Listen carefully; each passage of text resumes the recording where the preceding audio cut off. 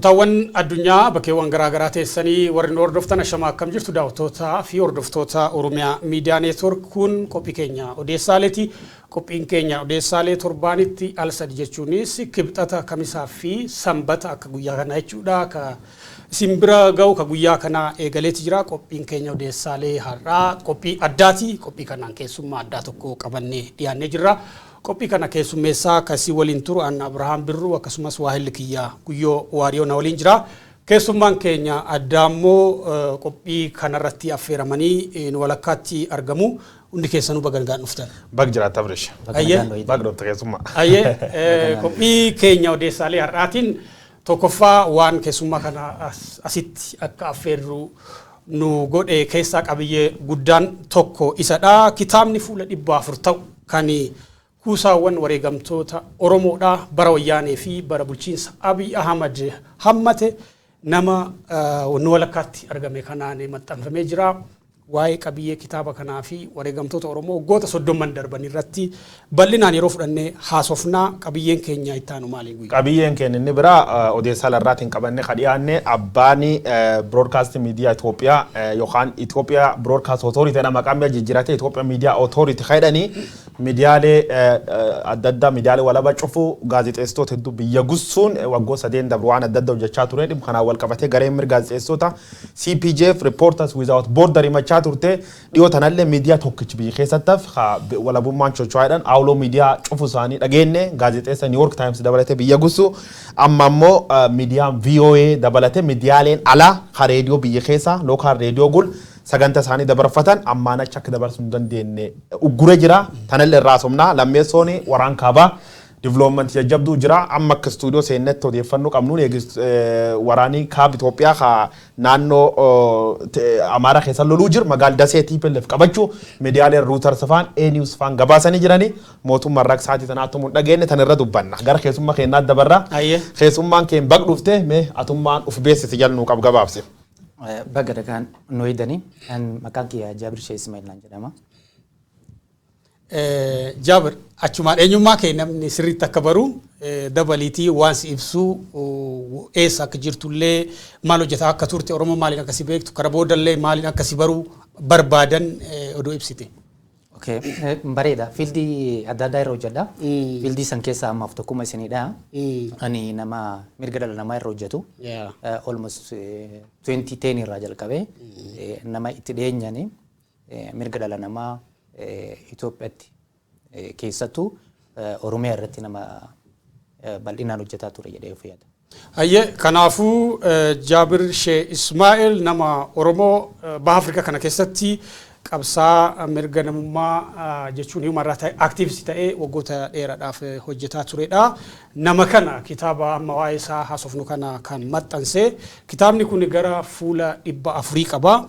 Wareegamtoota Oromoo bara bulchiinsa wayyaanee waggoota 27 fi ichi darbii immoo bara bulchiinsa Abiy Ahmad keessatti wareegama kaffalan maqaa kaasaa. Mata dureen kitaaba kanaallee Oromo Protest Memories and Dr. Abiy Administration Victims jedha. Diddaa fincila Oromoo yaadannoowwanii fi saaxilamtoota bulchiinsa Abiy Ahmad kan jedhutti afaan Oromootiin hiikuu hin dandeenya. Qabiyyee guddaan kitaaba kanaa maa inni Jaabir? Qabiyyeen kitaaba kana akkuma mata duree irratti ibsamu yaaletti yaadannoo jedha. Yaadannoo fi miidhamtoota sirna Abiy ka jiranidha. Qabiyyee isaa keessatti tartiiban akkuma kaa'uu yaale tokkoffaa irratti Oromiyaan maal akka taate qabeenyi isii aadaan isii uummanni isii akkam akka ta'e ibsee itti aansee akkuma yaadannoof jedhe master pilaaniin akkamitti akka dhufe. Master pilaaniin sun odoon dhufin dura wantoota turan 1883 aga 1887 Oromoon akkam akka ture Oromootu lama irra maal akka gayaa ture waan sanniin ibsuuf rakkoolee turani namni wayii ka yeroo sanitti dippiloomaatiikii ture kitaaba inni barreesse volume 1 up to volume 3 ka jedhu irraa quotationii waan tokko godhee Oromoon sirna ammaa as kaluu kan odoon ta'in sirna durirraa miidhamaa akka dhufe dhimma Finfinnee irratti waan san ibsuuf yaaleera. Qabiyyeen ibii wanni jiru press release Oromoon dhaabbanni Oromoo garaagaraa baasan community'n baasanii maaliif yaadannoof eega jedhee wanni sunillee akka yaadannoof galmee akka ta'utti kitaaba kanatti wanni godheera akka ammatu godheera inni ibii ka achi keessatti laale akka ammatu godhee teebiliin qopheesse listii namaa ka namoota dhumanii teebilii kanatti aanee piikchara viktamii godhee fidee piikchara viktamii kanatti aansee ka gara dhumaa irraan godhee namoota 1992 irraa badan ka achi buuteen isaanii dhabame sanillee piikchara isaaniitiin akka tokko dokumentii godhuu yaadeen. Ayyamee akkama atettatti kitaabii kunini namoota Oromoo haa dhabamu isaanii namni qabu warrum dur jira kan Dabbasa Guyyoofa Yoosef Baatiifa akkasumas Nadhi Gammadaafa namoota muraasa beekam warra walitti qabda kan keessaa hedduun isaanii lakkoofsaan nam gar 200 dhiyaat ka'es buuteen isaanii dhabamtu walitti qabde namoota kan cufaa suura isaanii eessa argattee odeeffannoo namoota kana eessa guurti dabalataan ammoo yoomi jalqabdee waan kan walitti qabu jalqabdi. Okay. Maaltu jira seetaa dhimma Oromoo kana irratti hayyoonni siin jiran namoonni dokumentii godhan illee hin jiran fakkeenyaaf amma Ameerikaa namni obbo Wagii jedhaman nama yeroo baay'ee dokumentii godhanii Human Rights League illee akkanuma nama dokumentii godhaa turanii maaliif wanni kun akka dokumentii bakka tokkotti deebi'eetiin hin dhufu waan nan barbaadeef sirna kalee tare 1991 dhufee 2018 tare san akkam akka ture. Amma sirna akkamii keessa akka jiru namni haa hubatuu fi wantoota kana gaffide. Ragaa eessa argatte ka jedhuu fi ragaaleen kunniin namoota garaagaraa bira jiranii namoota garaagaraa bira ka jiran kana piikchaa isaanii namoota tokko tokko irraa ka fuudhan jira. Human Rights League irrallee ka isaan wanni godhan irraa ka fide illee hin jira. Ka gara 1992 irraa 94 maal kanneen ka jiranii akkasii dokumentii godhe. Inni kun immoo dokumentiin bii ka victim jennuun kuni akka nama ragaa sassaabuu tokkotti gareetu jira biyya keessa. Gareen kuni garee qeerrooti. Tokkoffaa wanni tokko naa dhufaa yoo dhufeetiin hin jedhee bilbila barbaadu bilbilli egaa argame immoo waan sana gara itti verify godhaniin. So kanaafuu gareen jiru kuni garee qeerrooti garee mirga namaatiif falmatu jechuudha. Gabaabseedhuma waa'ee qabiyyee kanaa qabiyyee kitaaba guddicha kanaa haga dubbisee gabaabsee ibsuudhaaf kitaabni kun waliigalatti namoota Oromoo wareegamanii fi achi buuteen isaanii dhabame bara waggoota 30 bara bulchiinsa wayyaanee fi Abiy Ahmad jalatti kan ibsuudha. Gara seensaa irratti Oromoo biyya Oromoo Oromiyaa afaansaa baay'ina uummataa yookiin diimoogiraafii seenaa eenyummaa aadaa diinagdee yookiin illee calloo fi poolitikaa Oromoo maqaa kakkaasaa hin dheera jechuudha sirriitti hin seecaa.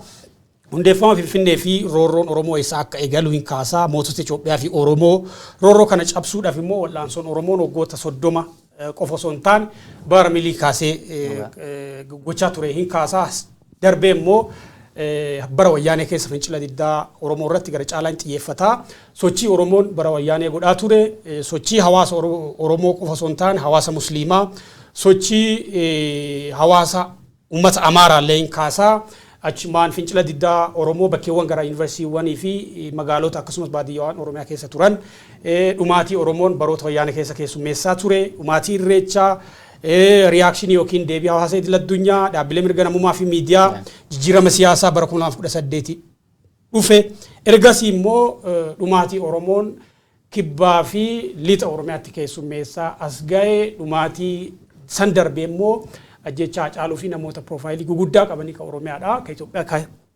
keessatti ta'een kaasaa hidhamtoota siyaasa Oromoo ka akka Jawaar Mahammad faayin kaasaa kumaatamni Oromoo bara Abiy Ahmad jalatti dhumanis ragaa kitaaba kana keessatti compile ta'ee kaameeti jira.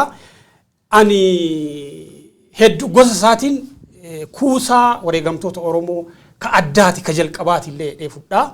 Kitaabni kun gara fuula 310 qaba.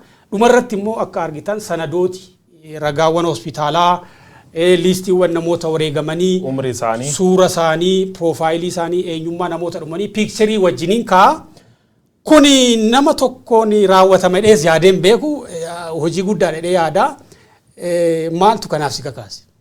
Okay. Galatoomi. Dhiibbaa sirra jirutu waan tokko akka hojjetu si godha. Ana akka nama Oromootitti nama dhiibbaa keessa guddatee dhiibban biyyarraa baasee nama bakka jirutu dhiibbaa Oromoo kanallee hordofu. Kanaaf dhaabbatoolee garaagaraa kana yoo hojjedhu wantoota dokumentii ta'an kanneen keessatti gahee qaba.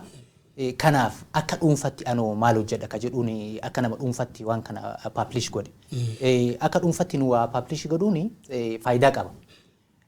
Dhaabboleen international jennuun kun ibsa baasan. Waan ibsa isaan baasan kana dhugaa isaanii sanii ati akka nama Oromootitti dhugaa sana qabatteetiniin waan namni hojjetu sana irratti waa itti daruu qabda. Isaan namoota garaagaraa dubbisanii NGO garaagaraatu biyya keessa jira. Kanniinitti akka nama Oromootitti nam tokko tattaaffii godheetiniin waan kana yoo fide waan dabalataadha. Isaan sanillee gargaaruu ta'a. So kanaaf akka nama dhuunfatti akka nama ofiisa sana wajjin involve godheetu don ta'in akka dhuunfatti kitaabota kana ka publish godhe. Kitaaba kana callaa miti kitaabonni publish godhe 2014 waa'ee barattootaa irratti ka print out godhetu jira. Sanillee qaama dhimmi ilaaluuf yeroof kenne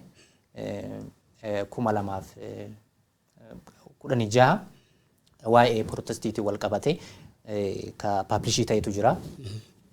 2016 ka jalqaba publish godhe kana irratti listii hidhamtoota ka amma kitaaba kana irratti hin kaa'intu jira.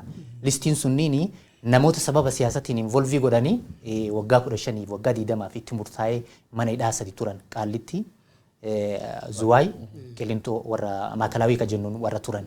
Irra caalan warroota kana warra Oromooti. Warra Oromoo ta'an. Kana ammoo yeroo fi barbaachisaa miti akka jedhutti don ta'ini listii san kitaaba duraa irratti waan baasee jiruuf dhiisee jechuudha. So kitaaba baasuun anaaf yeroo jalqabaate miti nagaafatan dhaabbileen amma fakkeenyaaf international kun yoon gurgurre maaliif baaftaa jedhan. Yoon gurgurre maaliif baaftaa maaliif of course resource itti baasee time kiyya irratti investii godheetiniin baasas maaliif akka nama saba kanaa hojjetuutti nama saba kanarraa dhalateetitti ani maal godhaa akka jedhu. Deebisaa kennuuf ta'e. Okay, kitaabi kan kun hin gurguraman akkuma ammaan tan dubbatte fedhuttumaan akkuma faayilii walitti qabdaa suura nam kanaa iddoo dhaloota qaama jeesellee cufam listii isaa keessatti arguu jirra. Guyyaa bakkitti jeefam fakkeenyaaf Harargee Bahaa, Harargee Lixaa, Wallagga, Jiddu Galeessa Oromiyaa, Kibbi ta'uusaa iddoo isaa magaala waliinuu haa jirta. Waan kan walitti qabuu fi gaafiree ufti gaafa yeroo agamsi fudhatee kitaaba kana immoo namooti argachuu qaban hin jiran. Jaarmiyaan Oromoo argachuu qaban hin jiran. Jaarmiyaa kan faan geettee jirta. Yookaan miidiyaalee Oromoo nu malee. Okay. Kitaabota tanaan dura publish godhe qaamota dhimmi ilaalu ka jedhuun international warra jedhaman Human Rights Watch, Amnesty International warra kana hin kenna. Akkasuma qaama UN illee hin kenna. Maaliif namni keenya biyyarraa baqateetiin biyya garaagaraa jira. Amma kitaaba kana keessatti waa'ee baqatallee argitan combine godheera. Namoota baqataa ka biyya baqaa irraa darbaman namoota fakkeenyaaf akka Tasawwur Madaafaa warra biyyatti galchan kanneen listii godheera. Maaliif warra akkasiisanii wanti kennuuf namni keenya biyyarraa baqatee biyya namaatiitti illee rakkoo keessa ture. Rakkoon suni hubannoo akka argataniif gama kitaaba jijjiiree warra sanii kennuu barbaade. Gama waldaa Oromoo kati jettee fi yeroo tokko listii tokko nama ergee ture.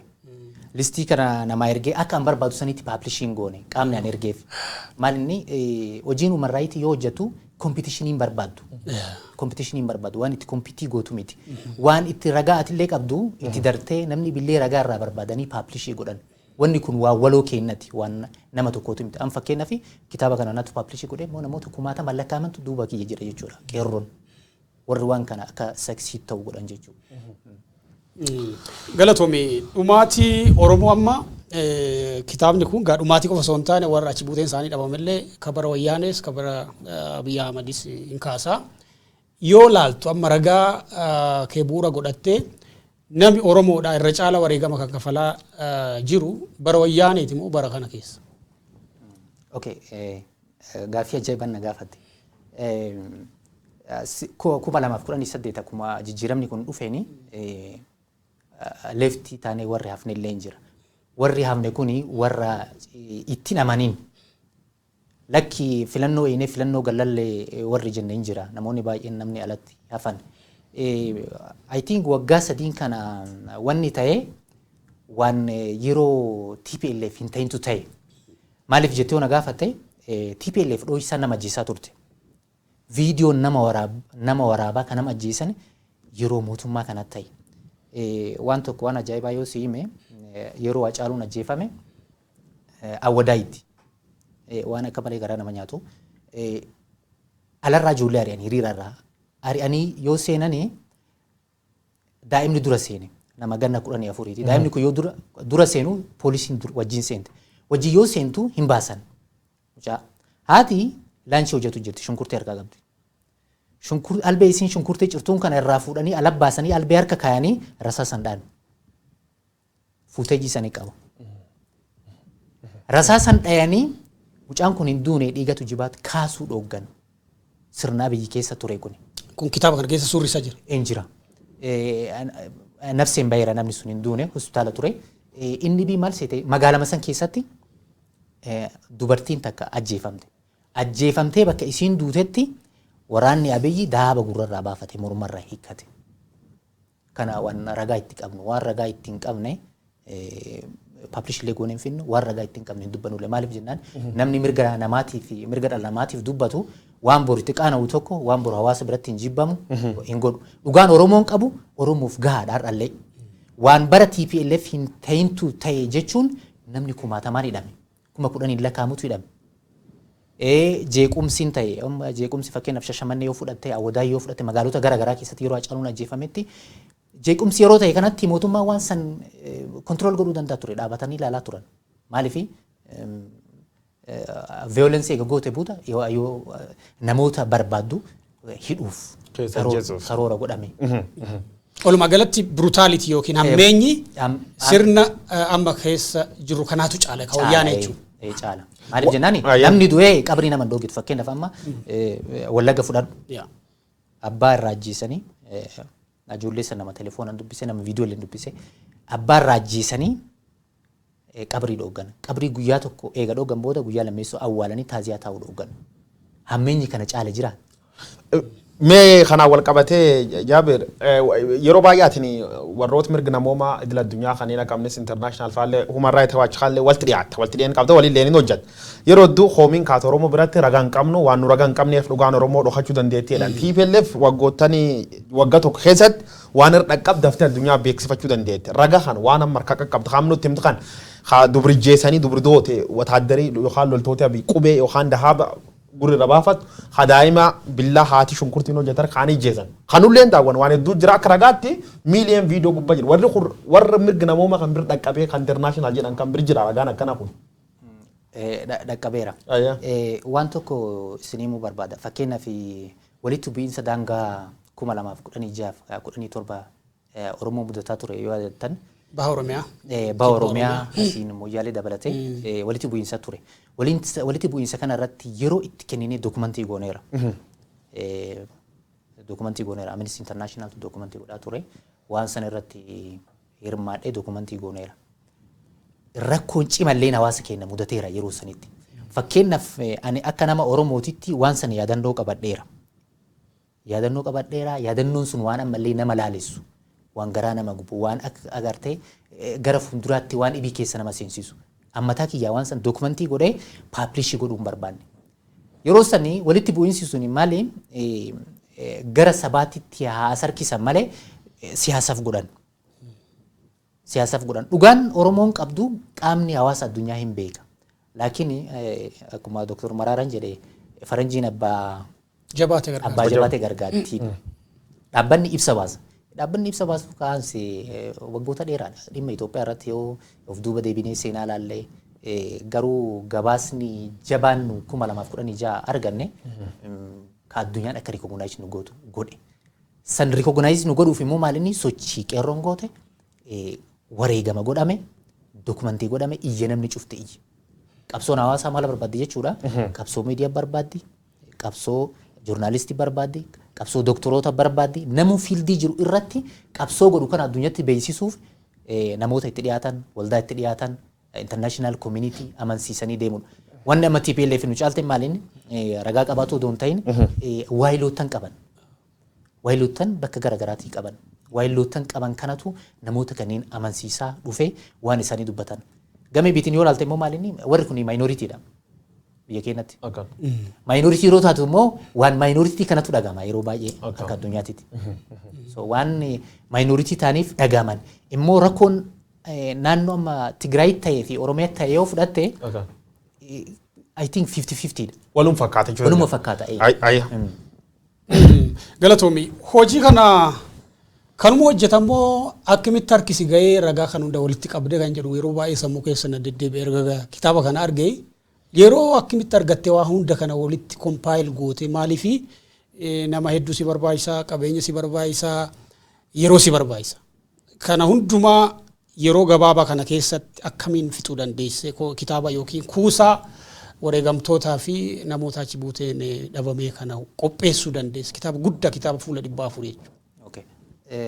Akkuma dura isin ibsuu yaade maal inni waan kana irratti namoonni gumaachan namoota sabummaan itti dhagahamu. Fakkeenyaaf 2014 kana fudhatte gumaacha guddaa warri godhanii barattoota yuunivarsiitii garaagaraa jiran. Maal godhanii naangaanii hin odeeffannoo isaan naangaan kan ammoo maal godha karaa ittiin qulqulleeffadhu barbaada. Kama 2016 hiriira wal qabatee immoo warruma qeerrootti naangaa ture. Anillee maal godha hin bilbila dhuunfaa kiyyaan hin bilbila yeroo ofiisa jirullee waan kana hin odeeffadha. So chainin jiru Oromiyaa keessa guutuutti namoonni waan kana irratti hojjetan hin jiran. So waan resource gama telecommunicationitiin hin fudhata. Dokumentii godhullee fi yeroo hin fudhata.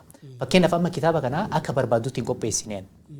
Osoo ta'e akkaataan an barbaadu akkam seeta namoota fakkeenyaaf amma kitaaba kana keessatti waa'ee Hacaaluu barreessuu yaaleera. Waa'ee Hacaaluutu barreessuu fi maatii dubbiftee Hacaaluun eenyu akka ta'e waan sirriitti isa ibsuu danda'u barreessuu danda'u qaba ture. Namoota wareegamanii ittiin hin jedhanii seenaa isaanii barreessuu danda'u qaba ture. Fakkeenyaaf yoo waan tokko sii kaase seenaa tokko waan garaa nama nyaatu Harargee Baatii fi Wallagatti waan ta'e waan san silaa yeroo itti fudhadhee hin barreessa nama jedhee seenaa namoota sanii hin barreessa jedhee nama yaadu immoo maatii bilisa ta'ee sitti hin dubbatu tokko telecommunicationii rakkoodha tokkoffaa namni namatti dubbatuu fi firiidamee qabu hin sodaata so odoo argame namni odoo investii irratti godhee namoonni wareegaman kun seenan isaanii piikchara isaanii kana wajji barraa'u ammanu maal goonee gabaabsinee guyyaa namni du'e bakka namni itti du'e qaama nama sana ajjeesse suuraadha namoota suuran jiru namoota kaan maal inni teebilii listii goon so kanaaf gumaacha hawaasatii jechuu gumaacha hawaasatii gumaacha miidiyaati am fakkeenyaaf yeroo tokko waan OMN gabaasu hin fudhadha maaliif miidiyaa Oromoon qabdu verification godhuu fi yeroo natti hin fudhatu waan VOA amma fakkeenyaaf peejii tokko irratti miidiyoota akka VOA OMN meediaan beekamin BBC afaan Oromoo fa'aa BBC kunniin akka maddootatti lakkaa'ama. Fakkeenyaaf waan tokko ta'ee tokko waan namni naa hime gara miidiyaatti rifarii godhee miidiyaan eegarratti hojjete booda waan san fayyadamu. Kanaafuu soorsa jiru walitti qabattee aalsuun inni deemtee walitti qabaa turte jechuudha. Midhaaddu har'aan seennee ittiin itti dabarraa ka daawwachuu jirtan qophii keenya odeessaalee onkololeessa 30/2021 guyyaa sanbataa dabruu jiru qophii keenya kardhaatiin aanneen guyyoo waariyoo jaalli kiyya biraan birruu waliin jira yoo ningidaa dudduuba nu daawwachuu jira keessummaan keenya immoo Jabiir Sheekh Ismaa'il jedhamu namni kunini human right activist nama mirga dhala namaatiif falmu kadhugaa Oromoo karaa dhaabbilee mirga namoomaa Amnesty International Human Rights Watch dabalate yeroo adda addaa walitti qabee dhugaa Oromoo himu kitaaba bal'aa fuul 400 ol ta'u wareegamtoota Oromoo bar TPLF fi bar Biltsiginnaa Abiy Ahmad dhumatan walitti qabee dhiyeessa jira waan kitaaba isa kan bal'inaan raasa'u jira. Tooppikiin keenya kan qofaa miti gara dhimma miidiyaa Itoophiyaatti deebinee isallee ofitti irratti hirmaachisa deebinee waan kitaaba haasofnaa jechuudha. Abbaan broadcast Itoophiyaa yookaan Itoophiyaa Media Authority abbaa taayitaa miidiyaalee Itoophiyaa jedhamu miidiyaalee hedduu biyya baasuusaa beekama waggoottan 3 dabran miidiyaalee hedduu cufuu isaa dubbatamaa dabre ammoo gaazexeessota hedduu biyya baasuu akkasumas miidiyaalee hedduu sossodaachisuu jabeessanii itti fufanii jiranii miidiyaan kun namoota akka Yoonaataan Tasfaayee Raggaasaa warra Oromoo arrabsuun beekaman faan hoogganama bara wayyaanee caalaayyuu fuulammachuu jira warri kun Abiraam. Tibbana akka daawwataa turreetti irra deddeebi warri kun OMN irraa jalqaban miidiyaa ugguruu Itoophiyaa keessatti OMN dura deemaa miidiyaalee Itoophiyaa keessatti ugguraman keessaa miidiyaa jalqabaati ittaanee miidiyaa hedduudha heeyyamarraa mulqaa jiranii gariin biyyaa guugsaa jiranii gariin immoo akka ilaalaa jirtan tamsaasa isaanii irratti limiteeshinii yookiin daangaa kaa'aa jiran amma ka oduun kuni abbaan taayitaa broadcast Itoophiyaa jechuun Ethiopian Broadcast Authority odeessa kaleessa baheen miidiyaaleen Itoophiyaa keessa jiran buufataaleen raadiyoo fi televezyiinii jedhaman qabiyyee miidiyaa biyya alaatiin sheer godhanii karaa qilleensa Itoophiyaadha tamsaasan akka dhaabanii kan jedhu. Kun miidiyaa Itoophiyaa keessatti miidiyaaleen akka Haaduu, Shaggar, miidiyaaleen FM keessuma televezyiinii dabalatee qabiyyeewwan miidiyaalee biyya alaarraa fudhatanii tamsaasantu jira kallattiidhaan fakkeenyaaf Shaggar na yaada gaaf durii VOA irraa ka fudhatee tamsaasaa ture amma immoo Ahaaduudha beeksisuun yeroo jalqabaatiif Ahaaduu irratti baay'inatti fakkaata akka gabaasa kanaatti Ahaaduu TVnis reediyoonis tamsaasa VOA yookiin Voice of America irraa fudhatu akka dhaabu kana ta'uu baannaan tarkaaffii akka irra fudhatu labsii rabbaasanii jiranii kun miidiyaalee Itoophiyaa hundumaaf akka hojjetu immoo erga dabarsanii jiran jechuudha. Itoophiyaa Broadcast Authority maqaan dura dhiyootan ammoo maqaa xiqqoo irra jijjiiranii Itoophiyaa Media Authority jedhanii baasanii regulation hin qabu seerri miidiyaalee hin eeyyamuuf jechuudha. Broadcast Authority jechuun broadcast media radio of television qof ilaallata jechuudha. Miidiyaan kun bara wayyaanee Zaaraas Gidoom namedhanii bulchaa Zaaraan Duyam Qondaalii itti dhaadatan tokko miidiyaa uggura ture bara wayyaanee namsuni eegee namsun achi kaasanii namni bakkisa buusanii miidiyaa kana akka hogganuuf carraa kennaniif barsiisaa yuunivarsiitii Finfinnee namnu barsiise Dr. Geetaachoo Dinquu Godaanaa namedhanii adwa gunturin kaadiree waan hin ta'iniif achi gussanii amma Yooniyaataan Tasfaayee Raggaasaatii fi Ennuu Jamaal namedhan kanatti hoggana miidiyaa kan hojiin isaa maal ta'uu qabaa sila ga'een Itoophiyaa Media Authority maal ta'uu qabaa tette seer miidiyaa keessatti hin jira hundu ga'ee mataa ofii qabaa ga'een isa tajalqaba Itoophiyaa Broadcast Authority maqaa jedhuun jijjiirachuun duratti waan inni hojjechuu danda'u reediyoo fi televezyiinii irratti laayisensii baasu eeyyam kennu lammeessoo miidiyaa waan intaan waan seerii hin eeyyam seerii laf kaa'am hin eeyyam hatti walii galaman cabsan jalqaba irratti warniingi itti kennu warniingi itti barreessu dhumirra yoo dadhabe buur godhachuun buur sunirra miidiyaa gussuu yookaan cufuu irratti xiyyeeffata. Amma immoo hojiin isaan hojjetan maali yoo inni guutuma guutuutti hojii Khadireen PP ta Abiy Ahmad paartii badhaadhina Abiy Ahmad Oromiyaa gochisiin hin hojjechuu jiraachuu akka fakkeenyaaf waan warra hojjetu keessa miidiyaalee isaan cufa turan keessa laayisansiin ittiin barreeffamin fa'aa jira fakkeenya Addis Standard ji'oota muraasaan dur Addis Standard suspend godhee wal formii hagam geettuun uummatii yennaan deebisanii Addis Standard eegisuun miidiyaa walabummaa waan gargara gabaas hin dubbanne jechuun Awuloo miidiyaa kan kafuudhaan Awuloo miidiyaan kun inni dhimmi Tigraay irratti waan Tigraay waraan Tigraay waan miidiyaan ala gabaasan waan gabaasaniif gaazexeessota as jiran jimlaa walitti qabanii hidhanii gaazexeessota kan daraaranii miidiyaa kan meeshaa cufarra saamanii miidiyaan kulleen jibbaatee ba'ee jechuudha. Aleellaan kun gaazexeessaan kun faan cufti gaazexeessaa Awuloo miidiyaati manidhaa ture yeroo lama sadiidhanii even Itoophiyaa Media Authority ga'een isaa reefu santimne jirra.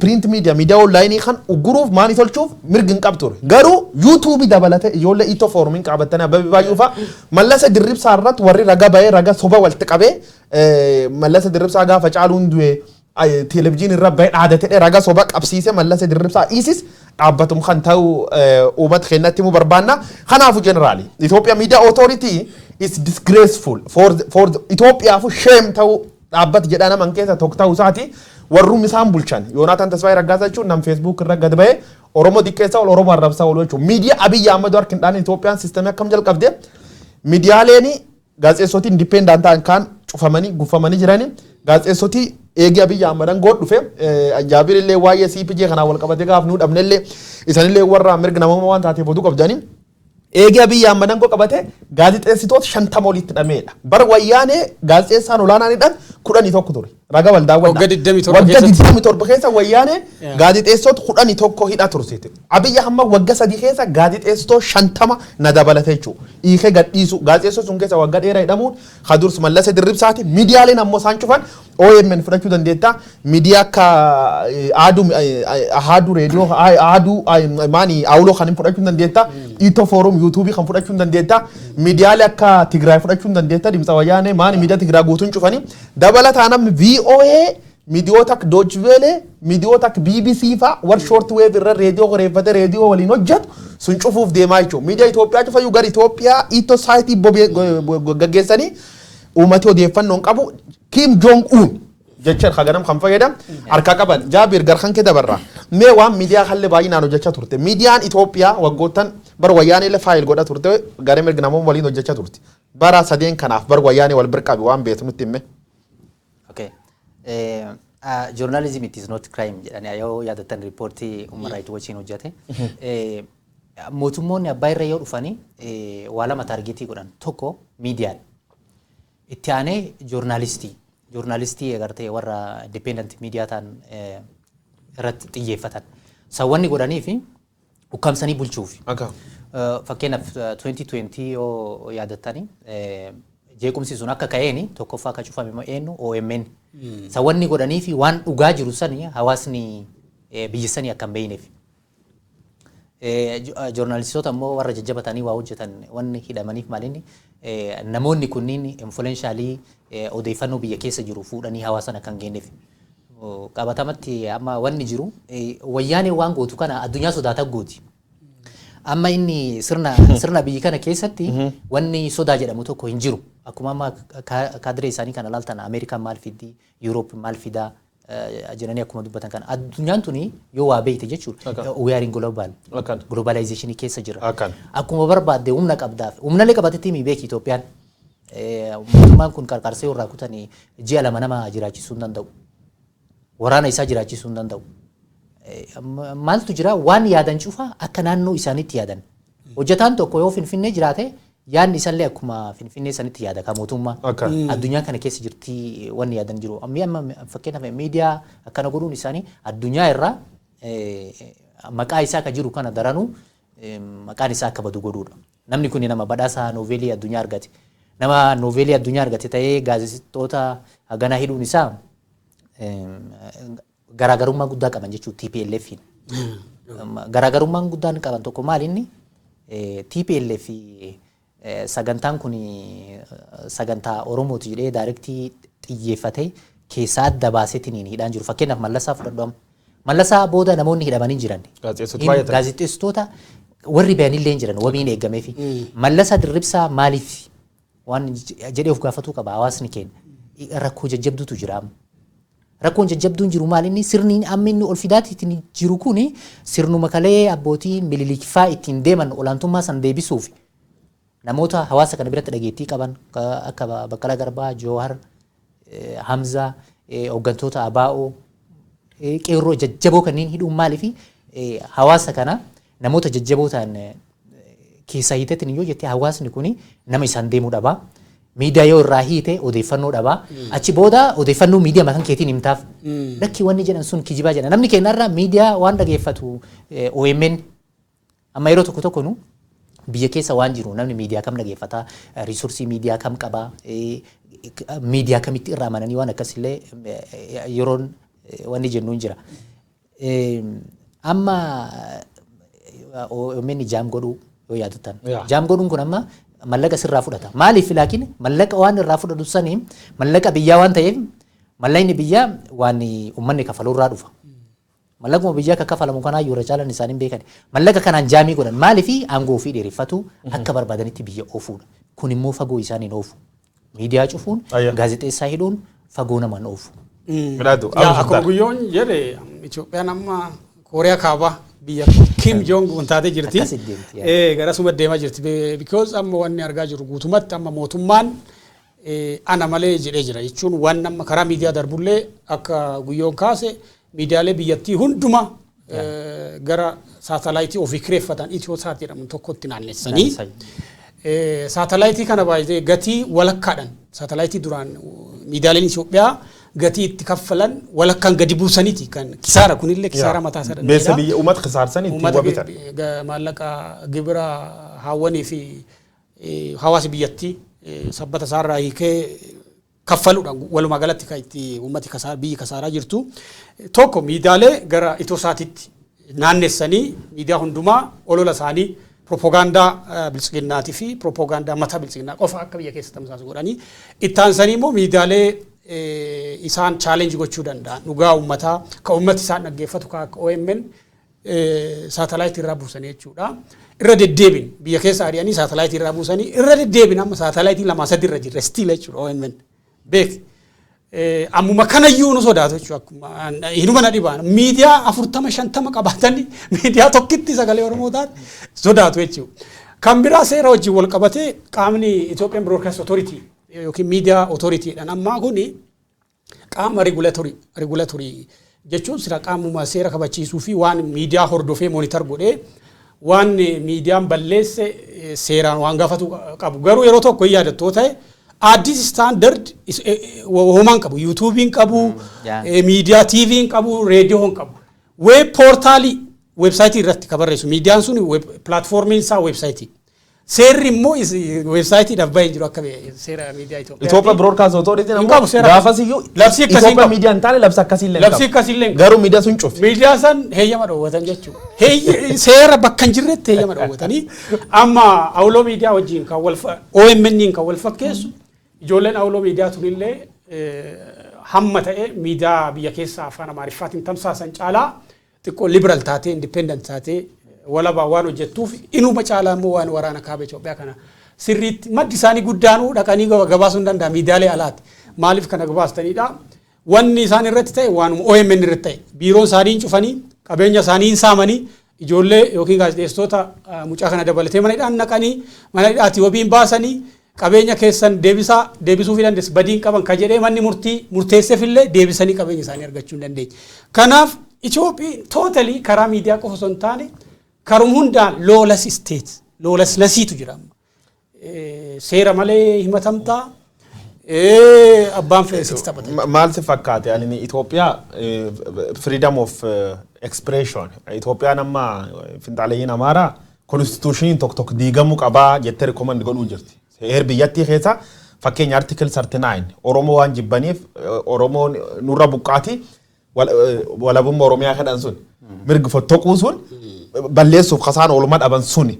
Anammoo akka gaazexeessaa Oromoo tokkotti article 29 Itoophiyaan guutuma guutuuta duballeessi. 29 freedom of expression kan miidiyaalee 39 qofa sun 29 itti daraa balleessa because wanni warri tolchuu jiru wanti saalfachiisu dhuga dubbachuuf wanti saalfachiisu jechuun isaa waan kanaan wal qabatee sitti himaa keezii kiyyaan gaafa na hidhanii womnaan gaafatan dhabani womnaan gaafatan gaafii gaafachuun kiyya yakkaa miti gaazexeessaan hojii kiyya waan naan gaafatan dhabanii naan gaafas qabadda Itoophiyaan sirni jibbiisee dhani seeraara broadcast authority kun seeraara manidhaa ta'e hate speech jedhee seeraara paarlamaa dhiyeessanitti approve godhanii jechuudha.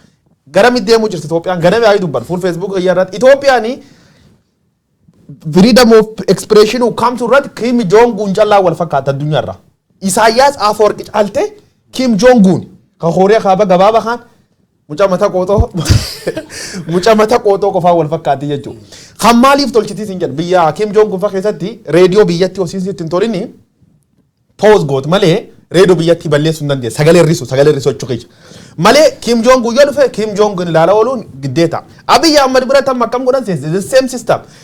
Satellite birri agas geet birri yeessa faranjiin kennit uummati beelaan dhumuu jira bonaan dhumuu jira miiliyoona agas dhangalaase chaanaali ittoo saater kopha bita.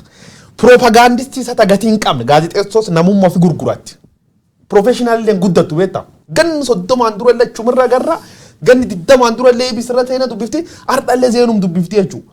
Firifaari nyaatti hin guddattu ogummaa isaaniitiin uummata bira kabajin argatu yeroo cufayyuu garboobte jiraate. Garboota akkasii walitti qabanii uummata mataa hidhanii jechuudha. Uummata Itoophiyaa yeroo iddoo amma raayyaattis biyya hidhanii waraana ufuma Tigreen haateenan balleessu kan namni dhaqee maaliif dhumaata. Odeeffannoon qabu. Abiy Ahmed ilsoodaan dhiqatee oppidiyoon gad baatee sobti. Waldiyaa qabatanii daseefa qabatanii gulan irra dubbanna. Raayyaa jiru. Raayyaan kun non dhiyaate tampeen daraara tambeen jiru. Media tanaaf ukkaamsanii jechuudha. Haa wanni akka malee ajaa'ibii yeroo tokko natta bar TPLF in compare godhee kanaan fida. Bar TPLF wise smart dictator tu regimein isiitiyyuu bakka Grace mootummaa qabu warra sun. Durii akkana dalaani. Durii akka Abiy Ahmed walitti qabee tanaa miti dhuga sitti hima. TPLF maal tolchiti radio jam goot. Radio jammingin seer miidiyaa keessallee itti eeyyaman. Bar durii VOA afaan Oromoo kan fa'a VOA bara biyya kan fa'a arrabsamdaa jirti malee bara TPLF VOA caala miidiyaan jajjabaan hin turre beeka. Afaan Oromoo dubbat hawmatillee baay'ee dhaga. VOA gaafas hin uggurani beeka.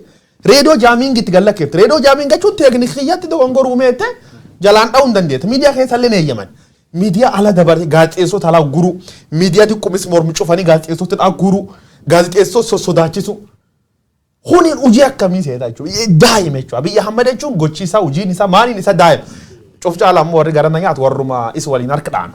Kana duuba tooppikii kanasuma gabaabsinee gara kitaaba deemee. Jaabir waan itti dabaltoo jiraate. Waa'ee miidiyaa kanarratti waan an dabaluu barbaadu. Itoophiyaan ammaaf akkaataa itti ilaalu akkaataa itti mootummaa qabdu doon ta'in akka gareetti ilaala. Mootummaa jechuun kan si jaalatus ka si filatinis odoo filannoon sirnaa jiraate ka si jibbus cufa wajjin bulchu. Amman tana wanni jiru Itoophiyaa keessatti gareetu jira. Gareetu biyya bulchaa jira. Paartii yoo doon ta'in. Paartiin lambeeta konstitushiniin deemti. Gareen tuni garee intarestii ofii eeguu fi intarestii isii irratti waa hojjetu. Seera biyyattii kan kabanye akka ofii fedhan deeman. Fakkeenyaaf miidiyaa mootummaa kana yoo fudhattu miidiyaan kan mootummaati miti ka biyyaati. Maaliif qabeenya uummanni baasuun fandii godhamu. Qabeenya miidiyaa qabu kana uummanni akka ofiitti ilaalu malee akka mootummaatti ilaalu miti. Uummatatu gaafatu malee wanni akkasii yoo dhufu uummanni immoo gaafatuuf deebisaan jiru rasaasaa hidhaadha.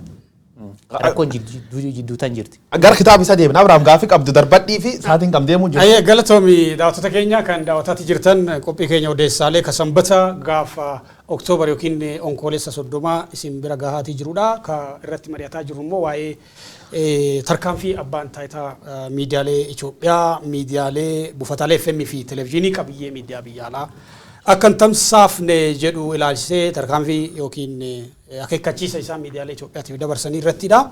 Ka waliin hin jirru immoo odeessaalee keenyaan keessummaa keenya akka ta'e Jaabir Shee Ismaa'il jedhama. Namni kun wareegamtoota Oromoo bara wayyaanee fi bara bulchiinsa Abiy Ahmad ilaalchisee piroofaayilii fi eenyummaawwan isaanii walitti qabee kitaaba fuula 400 suuraa fi sanadaa wajjin deeggaree nama barreessee amma gara marii kitaaba kee irratti deebinee jirra. Damne gabaabsina.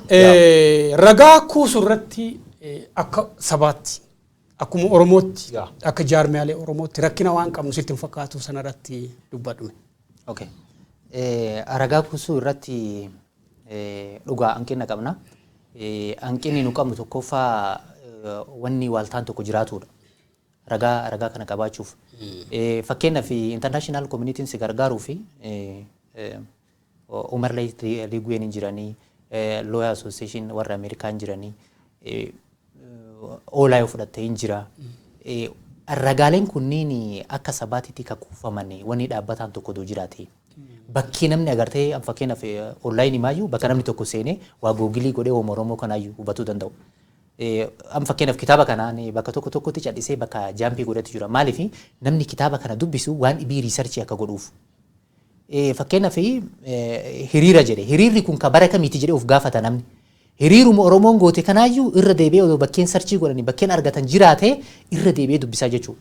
Oromoon hiriira irraa miti kaanse. 2004 yeroo magaalaa guddittii Finfinnee Adaamaatti gajjijjiiran irraa aansee barattoonni Oromoo hiriira godhaa turani. Hiriira sanii wal qabatee lubbuun namaa badaa turte, qabeenyi badaa ture. Hiriirummaan kunuyyuu dookumentii ta'ee yeroo hiriira kanaa waan akkanaa fakkeenyaaf 2016 nama 5,000 dhabnee jenna. Nama 5,000 kana guutuutti listii gooneen qabnu. Listii godhuun immoo dirqama Oromooti. Dirqama nama kamiituyyuu. Immoo hanqinni hin jira. Tokkoffaa odeeffannoo sassaabuu irratti hanqinatu jira. Hanqinni jiru maali? Namni keenya akkuma reef jennee ka biyya jiru hin sodaata. Ifaan ifatti sitti himuu hin danda'u. Waan akkasii sana hambisuuf maal inni namuu fira qaba. Namuu naannoo garaagaraa irraa dhufe wanni kun bakkuma jirutti akka godinaatti akka aanatitti dookumentii ta'ee verifaayi ta'ee akka Oromootitti wal ta'ee yoo ta'e borilleef seenaadha. Warra wareegaman kanalleef seenaa isaanii ol kaa'uusaa. Dhaloonni dhufullee irraa barataa jechuudha. Mee kitaaba kana wal qabatan maanta kitaaba kan kiyyaa maxxanfame akkuma reefu nuun jette gabayaaf hin dhiyaanne garuu bakka barbaachisa jette uummata Oromoo argachuuf danda'u bakka garee mirga namooma jirtu keessa jirti. Miidiyaalee nullee yaayuu nuuf fidde namoota kitaaba kana argachuu barbaadan eessatti argachuu danda'ani. Lammeessoo ammoo kutaala Oromiyaa keessaa namni dhumaatti waaquma beeka. Eenyullee hin qubin qabu. Ragaa nuyyuu hin beekne akka miidiyaatti ragaa ganga kan eegaa garreen duuba namni amma bar wayyaanee kee butamee dhabam lakkoofsaan eegisuun dhibba ol ta'uu isaati iyyuu maqaa walii kabeekamu hin beeknu warrooti high profile ta'an iyyuu annamu muraas beeka dhuga dubbachuu. Oromiyaa keessa warri dhiibbaan akkan argeetu warri maatiidha maatiin jala butamtee bakki isaan jiran hin beeknu. Kaan qabsoo Oromootan keessa namni raayyaattis biyya ta'uu danda'a poolis oromiyaa ta'uu danda'a garee mootummaan bobbaasu shifta magaala keessaatiin ijjeefaman akkamiin isan qunnamanii ragaan kun akka walitti qabamu godhu danda'an warri kun ammoo isan qunnamuuf akkamiin amantummaa itti reefu akkamiin waan tokko maal yaaddan akka garee hojjechuuf jechuudha. Okay. Gareen amma jirtu tuni amma na wajjin hojjetu tuni garee hawaasa keessatti beekamtuu miti. Tokko ani akka nama qorataa tokkotti yookiin nama agartee dhaabbilee gara garaa wajjin hojjetutti tokkoffaa seeftii namoota odeeffannoo kennanii kana kan irratti fookasii godhu. Maaliif yoo namni amma waan kana qoratu yoo beekame tokkoffaa mootummaan diinni jalqabaa isaa inidha yookiin ajjiisa. So kanaafuu gareen tuni godinoota irra jirti, aanaa irra jirti, bakka gara garaa jiran. So wantoota dhufanii kan isaan quban qabne kana bira dhufutu jira. Kana bira dhufu kanallee deebisee maal godhaa isaaniif ergaa isaan verify godhanii yookiin kontaaktii faamilii fidanii dubbifna waan akkana maaltu ta'ee gaafadha fakkeenyaaf amma gara garaan qulqulleessinaa jechuudha. Dogongora gara garaatti uumama yoo fakkeenyaaf akkuma sitti erganii feesbuukii kana irratti fakkeenyaaf waa poostii godhaa turre. Waa poostii goona yoo poostii goonu kana dogongorootatu uumamaa ture 2016 yoo yaadattan. Wanni akkasii sun akkaan uumamnee fi namni naannoo irratti jiraatu, aanaa irra jiraatu, ganda irra jiraatu, wanni waaltaa ta'e tokko qabatamaa ta'e tokko ol baya. So boriifillee seenaa ta'a warra dhuman san illee dhaloonni dhufu akka yaadatu ta'a jechuudha. Warri ammoo waan akkana qaba akkamiin isaan qunnamuu danda'a karaan isaan ittiin isaan qunnamuu danda'an jiru. Karaan ittiin qunnamuu danda'an amma fakkeenyaaf paaplikii ifa godhuun feenu malee hin jira. Sadarkaa hooggansa qeerrootiitti bakka gara garaa jiran. Amma fakkeenyaaf akkanatti nu argatuu danda'a yoo jenne hojiilee idiitiif gufuu uumuu ta'a. Kanaaf haayidii godhuu barbaanne. Mee waan tokko isin ibsuu fi ka gujii yoo fudhattan. Gujii yoo fudhattan yeroo sanitti amma biyyi nagaa jedhamaa ture. Yeroo jalqabaatiif 2009 irraa yeroo Amnesty International qaamaan achi dhaqe yeroo sanii namoota kaaniin telefoonaan dubbifamanii namootuma qaaman dhaqanii dubbifaman saniyyuu mootummaan biyya sanii maal jedhee ibsi bahe kuni ka shaneetii jedhe ka gama tokko callaa dubbifame jedhe san jechuun maal inni ofitti amantummaan qaban. Mirga namaa jechuun ati fakkeenya mootummaa hojjettee mirga namaatiin quuqamuu danda'uu qabda. Sun hin jiru biyya keenya. So kanaaf amma bakka kanaatiin nu quunnamuu danda'an waa kanatti nu argatuu danda'an yoo jenne namoota waan kanarra hojjetan miidhaa irra geessuu ta'a. Tan si gaafadha biraamit dabarsa. Weebsaayitii wayifa qabdu yookaan pilaatfoormii uummata bana ta'e ka fakkeenyaaf ragaaleen kun fakkeenyaaf kitaabaatti eegii kitaaba kan nan profited uummata Oromooti dhiyeessuuf maxxansi malee interested akka keessan qabne dubbat maal yaaddan fuuldura kitaabum kanayyuu weebsaayitii wayii gubbaa keettanii namoota kan profaayil isaanii update godha warri ammoo odeeffannoo wal fakkaatu qabdan nu qunnamaa karaa sun fa'aa waa yaaddan qabdu. Okay. Ammaaf wanni yaadni hin jiru. I think wanni ammatti hawaasa kaniin gargaara jedhee yan yaadu fuula Facebook OMN. Waliin mari'annee wanni kunuu achirratti akka poostii ta'u. Poostii ta'ee kitaabummaan maxxanfame kunuyyuu accessible akka ta'u. Ammallee wanni dabalataan akka dhufu. Waan tokko yoo hawaasatti gabbaafte dhugaa mul'ata tokko. Yaada dabalatallee argata. Waan akkasii sanirratti amma yaada dabalataa argatuu dandeetta. Yoo amma fakkeenyaaf weebsaayitii kireetii goonee barbaannaa maal yoo jedhan konfiidensii illee nagas mara waan jiru natti hin fakkaatu. Maaliifis sababa siyaasaa biyya keessaa wal qabatee jechuudha. Kanaaf wanni murteessaa maal inni hawaasa keenya kaala jiru. Hawaasa ala jiru kanatu fakkeenyaaf Awustiraaliyaa irraa ijoolleen qorataa turteerti. Akkuma isiniin jedhe Ameerikaa namni tokko tureera. Australia malee namni tokkollee dhuunfaan nama qorataa turanii nama malee Amnesty International wajji yeroo dheeraa hojjetaa turanii isaan illee akka daataatti akka yeroo fudhannetti teebileen waan hojjetanii jira. Oromoon waan kana agartee namni waan kana irratti hojjetu walitti fidee waan qabatamaa tokko eega fide booda bakka itti Oromoon namni billee aksasii godhuu danda'u Oromootu waan kana weebsaayitii godhuu danda'a jedhee yaadaan. Galatoomii ati amma egaa akka iffarti yookiin carraaqii dhuunfaa keetii fi neetworkii uummata Oromoo biyya keessaa fi alaa akkasumas miidiyaa jiru fayyadamtee kuusaa namoota Oromoo wareegamanii fi achi buuteen isaanii dhabame kitaabaan qopheessite akka jaarmiyaatti Oromoon jaarmiyaa jamaa dhabuun miidhamni Oromoo sila lakkoofsaan akkatti himamuu akka hin dandeenye gahee guddaa taphatee jira akka yaada kee irraa hubachuu danda'etti. Gahee eenyu ture silaa waan akka ragaawwan akkasii compile gochuun akka paartilee Oromoo yookiin civil society eenyu fa'aa irraa eegama ture rooliin kun yookiin gaheen kun silaa. Okay. Miidhaan haga TPLF kuftutti biyya keessa ture abaa'oo wal qabata. Abaa'oo deeggartaa ati miseensa abaa'oo tu ka jedhuun miidhamaa ture namni. I think dhaabni akka dhaabatitti waan san kombaayinii godhuu danda'uu qaba ture. I think 2006 wanti haga tokko jalqabame kombaayinii godhamee jira. Yoo yaadattan 2006 keessa namoota Harargeetti fixan ijoollee bosona baasaniitiin fixan waan sanniin amma Human Rights Leagueen isaan illee adda kombaayinii godhuu dokumentii godhuu yaalanii ture. Dhaaba akka kiyyatti akka laalutti jaarma siyaasatu kana gochuu jaarman siyaasaa kana godhuu danda'a ture. Yoo jaarman kana godhuu hin dandeenye qaamni kana hojjetu uumamuu qaba ture. Fakkeenyaaf amma oolaa kama ollaa yeroo as kaluu kana ka establish ta'e waan akkana kana irratti hojjetuu danda'u. Yoo isaan dokumentii godhanii websaayitii qabanii namni accessii godhuu danda'a. Kanaaf hawaasni illee beekee waan akkanatti amma isaan pilaatfoormii baasanii ture. Nama hidhamee nama akkana ta'ee nu barreessaa jedhanii turan. Namni amma konfidensii akkuma reefsi hin jedhe konfidensii argatee achi gubbatti ol bahee barreessuu hin danda'u. Na qabanii jedhee yaada. Kanaaf maal inni bakka fookaal ta'an nama godhatanii namoota agartee waan kana walitti qabaachuu qabna jedhee yaada. Hayyee marii keenya itti fufna guyyoo ajandaa taana dabarraa Abba Jabir Sheikh Ismail falma mirga namoomaa aktiivistii falma mirga namoomaati. Ulfaadhi galatoom jennaan ammallee nu waliin jira daawwachuu jirtan qophii keenya odeessaaleeti Feesbuukii, YouTube akkasumas miidiyaa OMN televezyiinii warreen daawwachuu jirtanii tooppikii dhumaatti dabarra jirra waraankaa Itoophiyaa irratti argamna. Waraankaa Itoophiyaatiin gareen adda bilisa baasaan uummata Tigraay yookaan raayyaan ittis biyya Tigraay akkasuma jedhanii miti. Tigray Defense Force. Gareen Tigray Defense Force magaalaa Dasee kana mootii hedduun yeroo dheeraaf mootummaa federaalaatiif gareen TPLF irra wal lola jirtu qabachuu isaanii sa'aatii muraasaan dur miidiyaaleen biyyalaa Newsii fi Reuters gabaasanii jiranii. Mootummaa Itoophiyaa roomuun dhagaamne Tigray Force they have seized strategic town in Ethiopia Amara region jedha. Gabaasii Reuters kun akka dubbatutti namoota magaala keessa jiran lam dubbisa akka qulqulleeffadhe loltooti mootummaa Itoophiyaa gar kombolchaa isaanii baqatan ilaan arge jira. Sa'aatii amma gareen TPLF magaalaa Dasee to'achuu qubqabaa jedha jira. Waan kana immoo Geetaachoo Raddaalleen dubbii himaan garee TPLF mirkaneessa jira. Mootummaan Itoophiyaa dubbii himaan mootummaa Itoophiyaa communication chain maqaan isaa Tulluu Dr.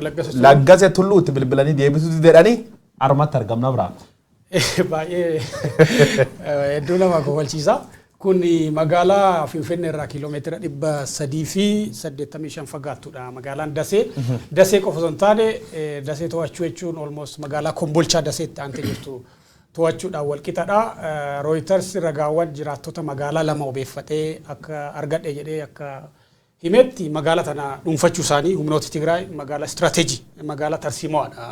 Daseen magaalaa naannoo Amaaraa magaalaa guddaa qabeenya Amaaraa guddaan keessa socho'uudha. Magaalaa daldalaa fi qabeenya guddaa naannichaati daldalaa fi indastiriidhaan beekamti. Kombolchi keessumaa magaalaa indastiriiti. Teessuma lafaatiin yookiin topoograafii naannichaanis militarii advaanteejii guddaa akka qabdu gareen TPLF beekamaadha. Garri caalaa kan himamaa ture naannoo kana humni Tigraay yoo to'ate almost waraanni gara dhumaatti deemaa jira kan jedhu agarsiiftu keessaa tokko kanadha. Kana hordofee kaleessa magaalaa Bahar Daaritti qondaaloti mootummaa giddugaleessa Abiy Ahmad fi hoogganooti naannolee mariirra turanii waltajjii sanarratti Abiy Ahmad kana admit godhe yookiin ka amane sichi humnoota Tigraay waraana yookiin waraana idilee regular force makalakaadhaan mo'achuu waan hin dandeenyeef ummanni baa jedhe ka ummanni maal qabatee akka boora bibbe kitati maani maqaallee yaa irra jijjiiranii waan kana fagoo dubbanne waan waraan kana wal qabatee dhiibbanii dhaqqabsiise Jabir illee ndiqoo tokko irra dubbatta inni ittiin ilaalamu amma gaagamii mirga namoomaatti fufee jira waraan kana wal qabatee Abiy Ahmad waraan Tigraay ilaalchise yeroo 50 ol sobee jedhe yeroo darbe 50 caaluu dandeetti ragaan ammoo walitti qabadhe justify godhetti mu danda'u 50 ol sobee jira jechuudha. Bilchiginaan gamma sobuu jirti. Maaliif sobdii uummata burjujjeessitee bulchaa jirti. Miidiyaalee walaban jiranii nami bilchiginaan si sobaa amanii sin jetti gidda kan qawweesit dhaabanii adoo soba gartuu fudhataa jechuudha. Kalee malee guyyaa dheengaddaallee intina alamu simee viiyoo gubbaatti Profeesar Isiqeel Gabbisaa waliin dhiyeessanii dubbachaa ture. Garee TPLF likki galchinaa jedhee dhaadachaa ture jechuudha. Ammoo behind closed door Abiy Ahmed afaan ofiitiin dubbatee jira jechuudha. Garee adda bilisa baasaa uummata Tigraay loltoota qabnu mo'achuu waan hin danda'iniif uummati cuftii waan qabdan gurradhaa haa jechuudha jira jechuudha. Waan sun aduu miidiyaa irratti dubbatee dansa. Bilchiginaan sobin sodaattu. Gootummaan bilchiginaa guddoon kijibin sodaattu. Amma waraan qabame miidiyaan gabaasan kayyootti gargalte ilaaltu hin qabamnee siin jetti. Dase dhibii nuu jaara yookaan dase dhibii bakka dhibii isaa dase naannoo Amaaraati ala shawaa keessan nu godhaa. Soba didiqqa akkana wal sobuun hin barbaachiftu gareen TPLF humni bilchiginaa tumtee dura dhiibuu jirti jechuudha. Haadireen beeloftuun maqaa uummataatiin nyaata haa uummati jeefta turtu ta'an miidhuun gubbaa haa kijibduuti. Hataatuuti ammoo gaagamina moomatti fufee jira jechuudha. Gareen bakka TPLF qabattellee naannoo Tigraayitti mootummaan irra deddeebiin taa'ee yuuraan tumuu jira. Naannoo Amaaraatiif Affaar keessatti warri buqqa'e beelaan waan adda addaatiin dhumuu jira. Gaagam mirga namooma hagan gahan dhiibbaa gangeetti kan international community war mirga namooma san dabalatee dabre Ameerikaa fa dabalatee harki qaqqabaan kun ga'u mallee Jaabiir. Okay, waan tokkotu jira waan jiru maaseeta. Akka kijibni deemaa jiru international community hin beekan. Sadarkaa kana odoo hin ga'iin karaa nagaatiin akka hiikamu jedhamee gaafatamaa ture. Yoo yaadattan humnaan dhaqanii Tigraay qabatan Tigraay dhuunfanneera jedhanii warri kun dheessee Tigraay keessaa baase. Gaaf Tigraay keessaa ba'an maal jedhanii waan lola dhaabuu waan jedhu san fudhannee lola dhaabuuf baanee jedhan. Duubatti deebi'anii lolli deemaa jira. Lolli ofii kan keetii waliin gootu dhuman qabu. Tarii mootummaan kun warra kana humnan qabanii yoo qabaatanillee agas marangaanii ka jedhuu fi baay'inaa waraanatii fi naannoo kanatti duulan laalanii lola kanatti deemaa jiran. Namni of difeensii godhuu deemuu fi namni ajandaa tokko agartee waan qabatamaa tokko waraana ofii keessa waraanni kun amma ka gama federaalatiin jiru waraana malee maaliif akka waraanu hin beeku. TPLF immoo of ittisuudha jiraachuudha. Yoo yaadattanii miidiyaa irratti yeroo san waan jedhamaa ture Tigraay katashannafachee leelaawus gabsinu jedhamaa ture. Istiraateejiin dura bahee fi akkaataa waraanni ta'e tokko miti. Dasee qabatanii amma warri gara Finfinnee deemuu barbaade tanaan dura illee godha. Laakiin maali istiraateejii gara international community maqaa eeggataa deemuun isaanii kun agartama politically system politically fayyadamaa jirti TPLF. Inni aggressive ta'ee international community irraa of baaseera. International community irraa of baasu miidiyaa cufuu gaazexeessitoota hidhuun kunniin international irraa of baasu. Kun immoo isaaniif jalqaba fakkeenya TPLF asirra tartee biyya qabatte namni jalqaba miidhamu eenyuuni warra mootummaa keessa jiru kana. Eenyu isaan miidha TPLF miti uummanni isaan hin dhiisu. Amma booda uummanni Oromoo deebi'ee OPDO namana jechuun hin danda'amu. Jalqaba ka isaanitti ka'uu eenyuuni uummata Oromooti. Sun wannan jechuun jiru beeta TPLF fi gara biyya amartaa wal bir qabdoo laaltu responsibility odeessaalee dabree irratti dubbanna jira. Itti gaafatamummaan waliin qixooftu. Gareen TPLF UNESCO Heritage Center kataa'e Laalibala fa qabattee jirti jechuudha. Laalibalaan hagamma nagaa qabdi jechuudha. Mootummaan Abiy Ahmed ammoo umnuu fi agarsiisuuf maqalee dhaqee civilians namoota dhumatan harka nama viidiyoo keessaan nu ergan miidiyaa irratti dabarsuu hin dandeenyu harka nama qaciccitfa. Historical site ka Aksum fa akka Alnajashi fa caccabse waraana. Caccabsa ture jechuudha. Kanaafuu irresponsible government jechuun duuriyyee beektaa OPDOchuun murna ammaa tan biibulchuu bilchiginnaan government jechuun hin dandeenye. Duuriyyee kijibin sodaan agum laala amma watokko jalsararee uummata Itoophiyaa kan taphachuu jira kana dubbachuu barbaadu. Wannan dubbachuu barbaadu maal seetaa TPLF ammaan tanam horii aadaa baartaan taa'am hor Finfinnee dhiisanii horii waraana Itoophiyaa labsu baardaarii labsanam kitat maqaalla jijjiiran ammaan tan kitat mikat minaamen waan akkasii maqaa dhibii daratee beekta. Kitati tan keessa dargaggees miskiin hawaraan irraaf ammallee isaan Finfinnee dhufin bobeessu jechuudha. Abiy Ahmed bakka waan hin qabneef agnami tokko jiru sacrifice godhaa jechuudha. Yoo Abiy Ahmed defend goote even Tigreen safe ta'uu carraan qaba by the way. TPLF agana march goote deebitee maqalee deebiti negotiation miti ni yoonni Yesus Kristos waliin dhuf Abiy Ahmed gargarina midhaan jira. Kanaafuu dargaggeessi maal godhan seeta. Taayi daawwadhi maalti si rakkise. Abiy Ahmed illee shiftumsi jeeftu wayyaanee illee shiftumsi qoosaa kalee qoosuu jirani tokko maal jedhee qoosatan inni tole. Qoosaa sarara maal jedhee Ayilaandii Geetaachoo Asaffaa akkana manidhaa keessatti torchan nam godhe. Ayilaandii walitti qabachuu jira jennaani koomentii jala dhufe maal jedha. Marsa kana ammoo barmeelii nutti dhundhafu jedhan. Geetaachoo Raddaafaan barmeelii nutti dhundan jeet. Qeerroon akka wayyaanee likkitti galchiti hin beekne. Qeerroon harka duwwaa lollee wayyaanee nu maqalee galchin. Abiy Ahmed nugus ta'uu barbaada dhaqee tuttuqee baqachuu jira jechuudha. Agamma baqachuu jira. Baqee agamma an Finfinnee jala naftu Finfinnee illee keessa gana mooyyalee baqatee mooyyal difeend goonedha. Atwaan wabaraaf gabaabsee kaasuudhaaf humnooti Tigraay amma egaa waraanni Afaarii fi naannoo Amaaraa keessa deemaa akka jiru namuu quba qabaachuu qaba. Waraana kanaan naannoo Amaaraa keessa godinaalee Amaarri qabdu 11 keessa 5 keessa jirti waraanni TPLF jechuudha. Godinaalee 5 jechuun Gondar Kaabaa, godina Waagimraa jedhamu, Walloo Kaabaa fi Walloo Kibbaa, amma immoo godina addaa saba Oromoo ka magaalli guddoonsaa Kamisee taati keessatti waraanni TPLF socho'aa akka jiru dhagaa jirra. Amma immoo humnooti Abiyyi gara naannoo Amaaraatiin Kombolchaa baqachuu jira. Kombolcha darbanii Mishigee keessatti qotaa jiran gara Dabrasiina Shawaa keessatti. Dabrasiinaan bitaa moolla keessa. Finfinnee irraa kiiloomeetira 130 irratti Mishigii qofuru jechuudha. Kidan. Warri isin hin galle warri ammallee dammaquu hin dandeenye. Rafa. Injabaatti saatiin kan waan deemtu fakkaatti Abba Abdul Jabal mee kitaaba keetii wal qabatee waan hedduu dubbannee dhumirra waan jechuu barbaadu carrasii kennine fixannaa. Okay. Waa'ee lola mesin kaaftan kana irratti walgahii kalee godhame jedhamu kana irratti waa jechuu barbaada. Gareedha warri jiru kun gareedha waan jedheef qaba. Ati mootummaa yoo taate akka mootummaatti yaadda. Yoo garee taate immoo of dandamachiisuuf waan gareen interesting gareen kan kee barbaadu goota. Sadarkaa dhaabaa irra gabbu'anii garee taaniiran.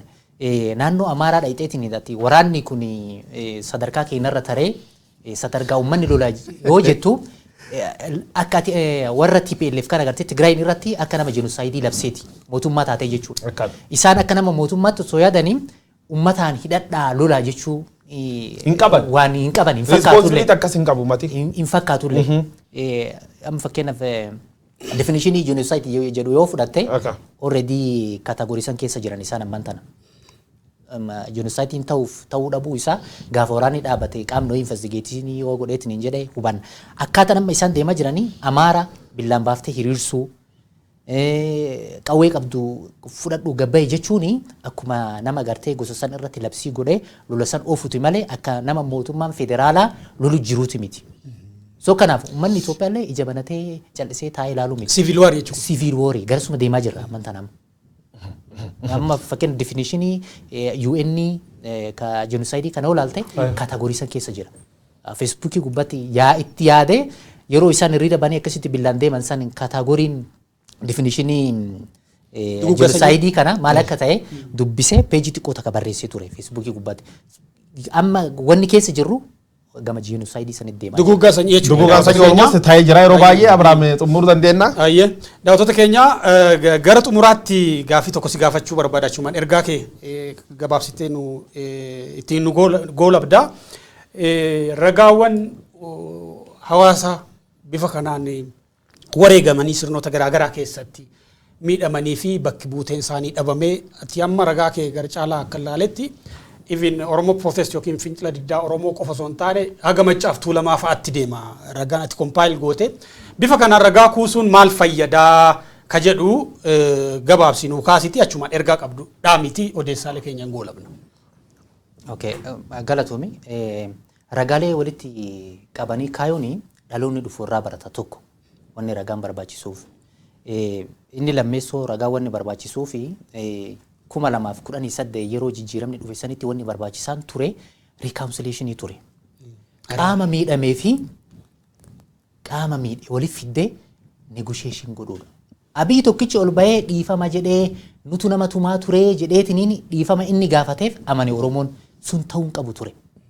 Qaamni miidhame dhufee ibalu kana miidhame maatii baluurra kanatu ga'ee jedhame akka mootummaatitti akka biyyaatitti qaama miidhame kana wanni godhamu jiraatu danda'u. Qaama miidhame kana gamee biitiin akka namaatitti wanni godhamu malee maaltu ture reconciliationii keessatti namni truumaa keessa ture rakkoo san keessa ture kaawunsilingii barbaada ture. Gorsa. Sun cuftiin godhamne. An fakkeenyaaf tokko 2017 yoo fudhatte namni keenya Ogaadin irraa buqqa'ee gara biyya ol dhufe hin qubachiisan. Namoonni qubatan kun yeroo sanitti wanti isaan barbaachisu qarqaarsa namoomaa nyaata maal callaa odoo hin ta'in kaawunsilingii barbaachisa ture. Hanqinni kunis hin qabna ammanu akka hawaasatitti. Santu barbaachisa ture san hin goone. Ragaaleen akkanaa kun yoo jiraatani wanni seerri qabeessa tokko mootummaan seerri qabeessa tokko dhufe rikaawunsil godhuuf si gargaara.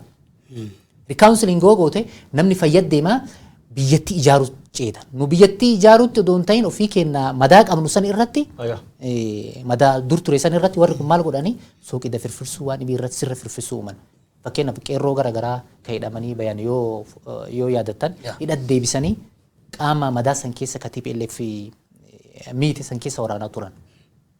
Maaliif waan silaa godhamuu qabnu hin goone 2018. Dokumantiileen akkanaa kunniin waan dokumentii galafaa qabaanne maaltu nu barbaachisa? Mootummaa ce'umsaati moo warra badii godhe kana seeratti dhiyeessuudha moo akkuma namni tokko ol ba'ee adda responsibilitii fudhatee nuti tumaa ture nuti akkana godhaa ture jedhee dhiifama gaafatisanii dabarsuudha moo waan akkasiisaniif nama gargaara. Fakkeenyaaf South Africa fudhadhu. South Afrikaan akkam godhanne akka biyyaatti eega ijaarame rikaawunsil godhan. Rikaawunsilii saniiniin kamiidhamillee waliif fidanii booyanii ragaa wal amansiisanii namni miidhame akkanatti na miidhame akkana na godhan jedhee dubbate dhiifama walii godhan. So kanaaf ragaan waan baay'ee barbaachisa tokko ragaa walitti qabuun.